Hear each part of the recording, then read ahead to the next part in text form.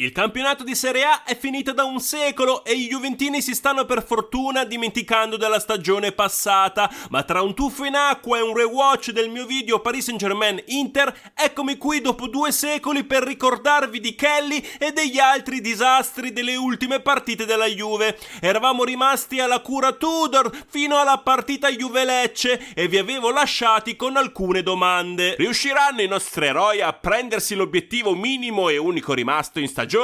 Riuscirà Vlahovic a segnare? Riuscirà Tudor a curare davvero la Juventus? E Koeman tornerà sano? Ed infatti la partita dopo la Juventus perde clamorosamente contro il Parma. Valeri crossa letteralmente da casa sua. Kelly in difesa guarda questo cerchio bianco con contorno nero chiamato palla arrivare dall'alto come se fosse un meteorite pronto a distruggere la terra e quindi scappa. La prende Pellegrino, ripeto Pellegrino, che fa 1-0 finale. Veiga spiega a Kelly che non è palla avvelenata e che il pallone può anche prenderlo. Mancano ancora delle partite, ma gli juventini hanno già perso la voglia di vivere da mesi. Arriva il Monza e per miracolo la Juventus al 34esimo è già 2-0, ma visto che una partita normale non si può avere, i giocatori si radunano per studiare un modo per mandare tutto a donne di facili costumi. E cosa succederà secondo voi? A. Qualcuno farà doppietta di autogol. B. La fase difensiva della Juventus si dimentica di stare al mondo. C. Il Monza diventa il Real Madrid Prime. D. A qualcuno parte l'embolo.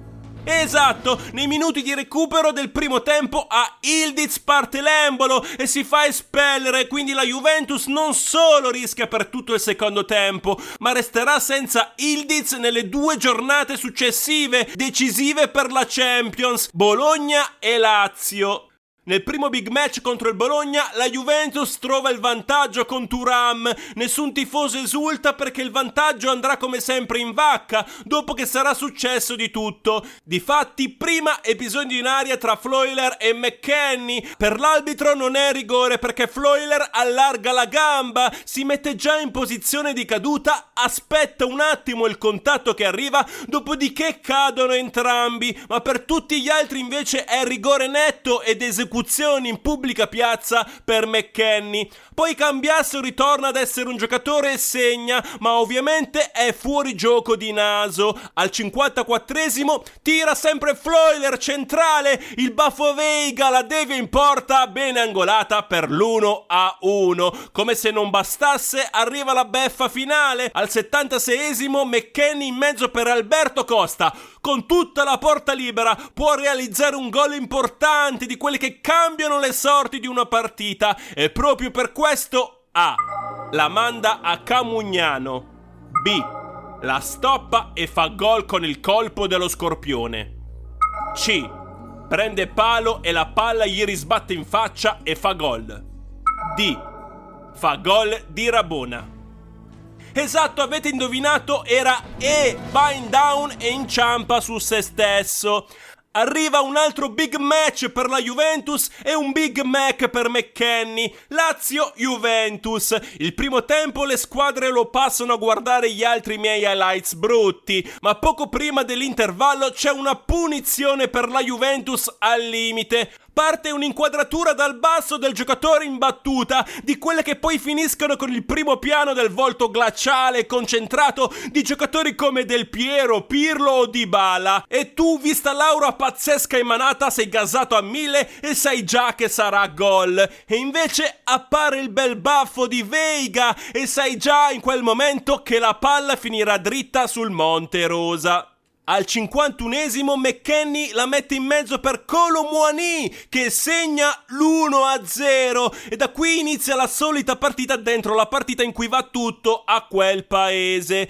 Difatti, al 57esimo, tramite la telecamera impiantata all'interno della prostata di Alberto Costa, si vede uno scontro tra Kalulu e Castellanos. Kalulu sembra sbracciare su Castellanos e quest'ultimo salta in aria come colpito da un M95 e si porta le mani al volto. Momenti di panico e apprensione, arrivano i parenti a dare l'ultimo saluto al giocatore, estremamente dolorante. Poi spunta anche il prete per l'estrema unzione. Nel frattempo l'arbitro viene richiamato dal VAR per rivedere questo episodio dubbio. Il VAR, per fare maggiore chiarezza, gli manda delle immagini del fallo prese direttamente dal pianeta di Re Caio.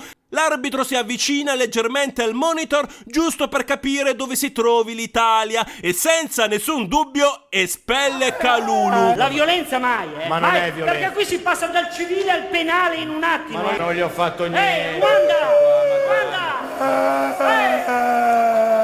Non ci vedo più. Non ci vedo più, ho dato un colpo qua, c'è il nervo ottico sulla spalla. Sai che ci sono delle ripercussioni gravissime. Quindi espulso Kalulu per le ultime 2 decisive partite, ma tanto la Juve ha così tante alternative in difesa e va bene così. La ciliegina su questa torta al letame fondente arriva al 96esimo. Lazzari mette in mezzo, Gatti la sta per prendere ma Zaccagni da dietro lo spinge e poi si butta a terra, colpisce di testa Castellanos resuscitato, para di Gregorio ma la palla va proprio lì dove c'è Vesino che firma l'1-1. Ma attenzione, il VAR interviene per la spinta di Zaccagni su Gatti e infatti l'arbitro dà l'ergastolo a Consensao. Finisce 1-1, così oltre la Juve anche la Lazio può ancora sperare di andare in Champions League. Spoiler, è fuori da tutto.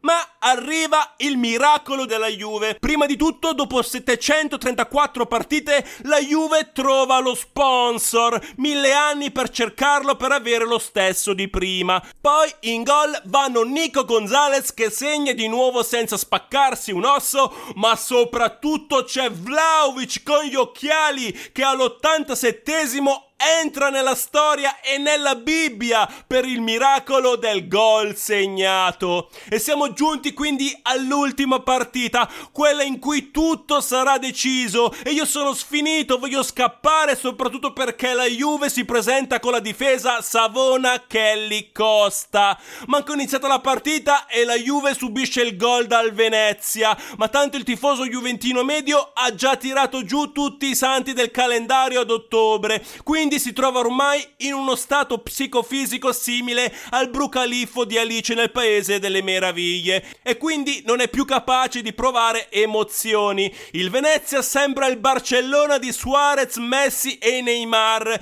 La Juve sembra la Juve. La Juve al momento è quinta in classifica e in Europa League, mentre la Roma sta vincendo contro un Torino in modalità "oh no, anyway". Ci prova Antonio Costa che si trasforma in Douglas Costa e fa uno splendido gol, ma la palla cadendo tocca la mano e quindi il gol è annullato. Per fortuna arriva Ildiz che porta il risultato sull'1-1 e poi Kolo Muani per un incredibile 2-1. La Juve è di nuovo quarta, ma in una stagione che vede più bestemmie che minuti in campo giocati, cosa mai potrà andare storto? A.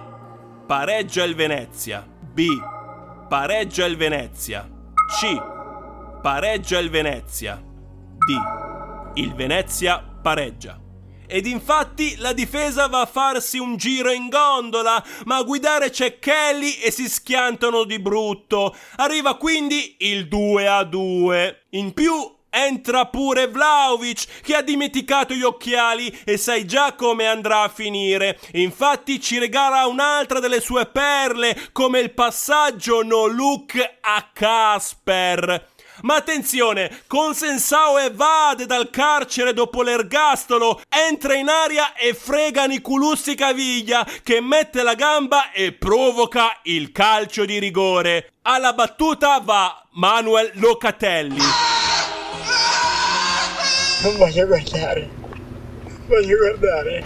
Uccidimi! Ma Locatelli non sbaglia e regala il 3-2 e il nuovo sorpasso sulla Roma e anche un grembiule di Masterchef a Consensao. Finisce qui, la Juventus si qualifica alla Champions League e nella mediocrità più assoluta non può fare altro che esultare per l'unico obiettivo rimasto. Ora tutti i tifosi possono farsi operare per rimuovere dai propri ricordi questa terrificante stagione. Ok, potete ritornare a farvi i tuffi in acqua e dimenticare la stagione. Sono senza voce, non ce la faccio più. Alla prossima stagione.